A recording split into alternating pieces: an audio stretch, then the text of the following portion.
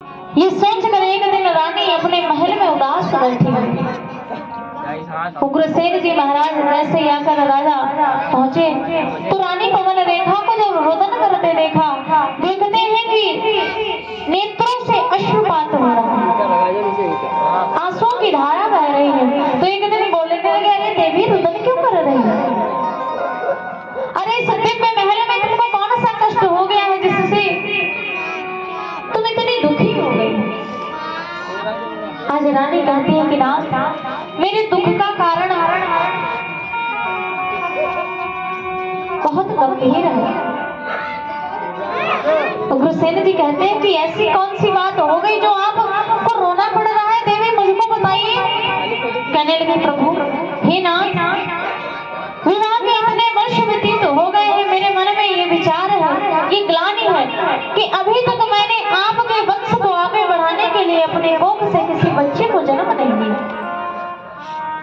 ये सोच कर मैं रुदन कर रही हूँ, रो रही हूँ।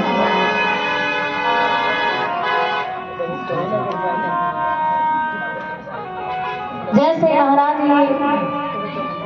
राजा ने सुना कि अरे संतान के लिए तुम रो रही हो, तो भगवान के हाथ में है कि किसको किस समय क्या चीज देनी।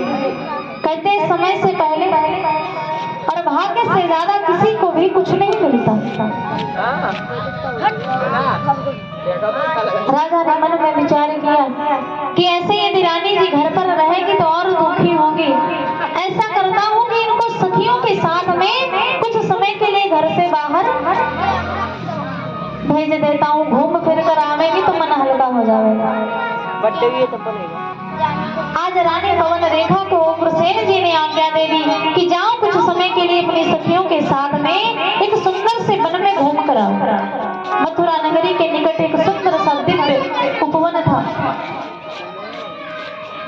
आज रानी अपने पति की आज्ञा को पाकर अपनी सखियों समेत रथ पर आरूढ़ होकर उस सुंदर से उपवन की ओर निकल पड़ा। एक रोज वह पतिव्रता पति की आज्ञा पाए, रथ पर चढ़ सखियों सहित वन में पहुंची जाया। जैसे आज रानी पवन रेखा अपनी सखियों समेत उस दिव्य उपवन में पहुंचती है और वहां के सुंदर वातावरण को देखकर उनका हृदय बड़ा ही प्रफुल्लित हर्षित हो गया, सारा दुख भूल गए और कहती है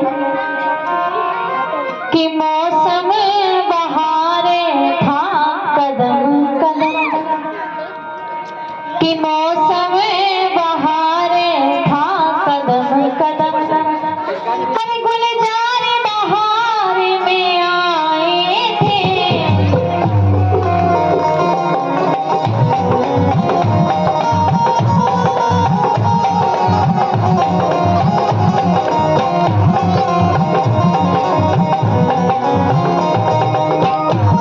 मौसम बहारे था कदम कदम,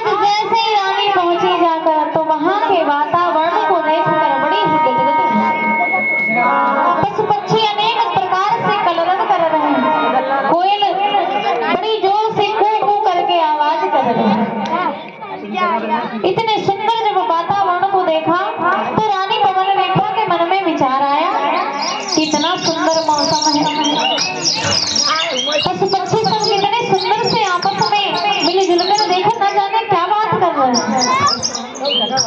आओ क्यों ना हम सब भी सखियां कुछ खेल खेलते हैं।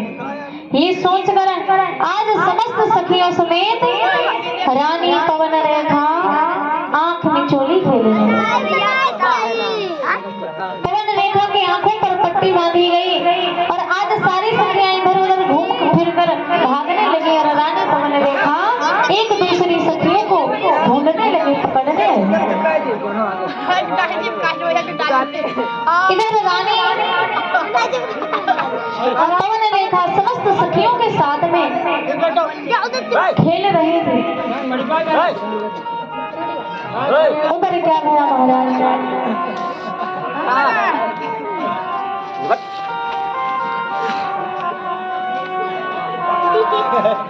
उसी समय भगवान की ऐसी कृपा हुई कि नवमंडल में एक विमान पर बैठकर दुष्ट राक्षस निकला, जिसका नाम था महाराज द्रुमलिक। द्रुमलिक नामक जब राक्षस निकला, उसकी दृष्टि उस सुंदर से उपवन के अंदर जो सखियां समेत पवन रेखा खेल रहे थे, आज उस नीच की दृष्टि रानी पवन रेखा पर जाकर टिक और मन में विचार करने लगा।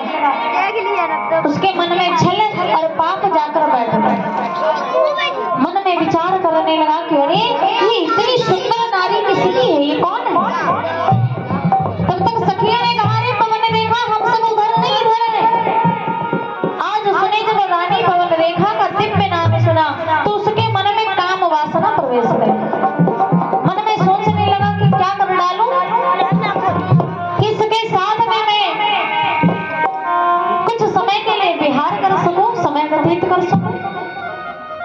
ये सोचकर आज उसने क्या किया, अपनी माया के द्वारा उस रथ में मध्यम वायु चलने वाली दिव्य वातावरण में अपनी माया के द्वारा उस वातावरण को प्रलयकारी बना दिया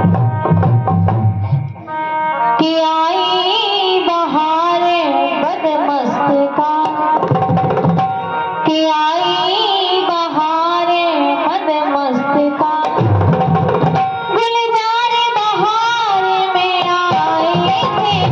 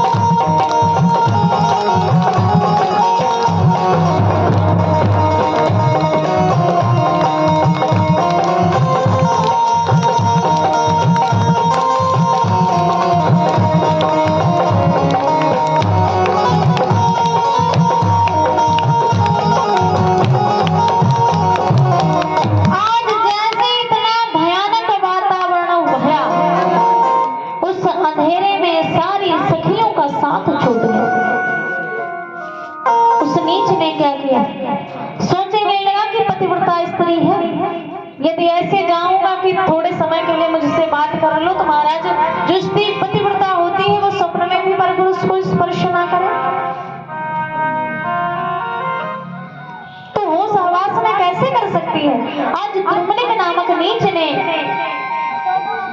अपने रूप को छिपाकर पवन रेखा के पति अर्थात उग्रसेन जी का रूप रख लिया। उग्रसेन जी का रूप रख कि उग्रसेन का रूप रख द्रुमलिक नामी नीच रानी के निकटस्थ हो काम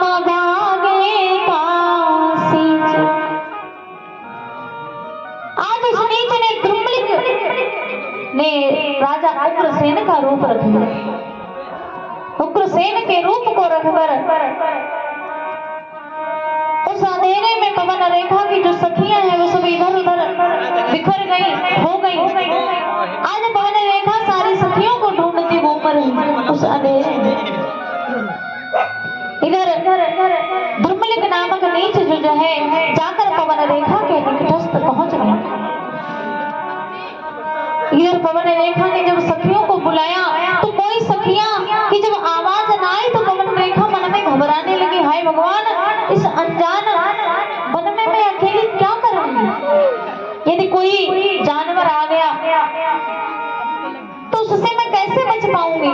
ये सोचकर महाराज घबराने लगे। पीछे से उसको वही मौका मिल गया और जाकर पीछे से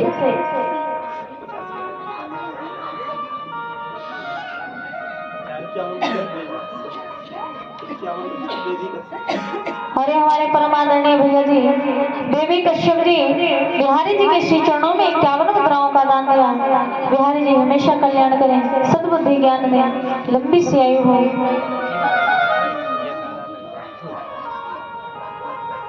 आज उस नीच को वही मौका मिल गया और पीछे से जाकर पवन रेखा से मीठी मीठी बातें करने लगी।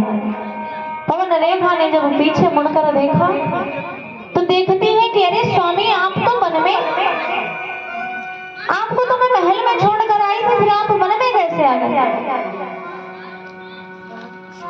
और दौड़कर रोने लगी और चिपक गई। समझने लगी कि मेरे स्वामी, मेरे पति उग्रसेन जी महाराज हैं, पर समझ ना पाई कि ये नीच ने छलक जैसा रूप बनाकर मेरे पति का आया।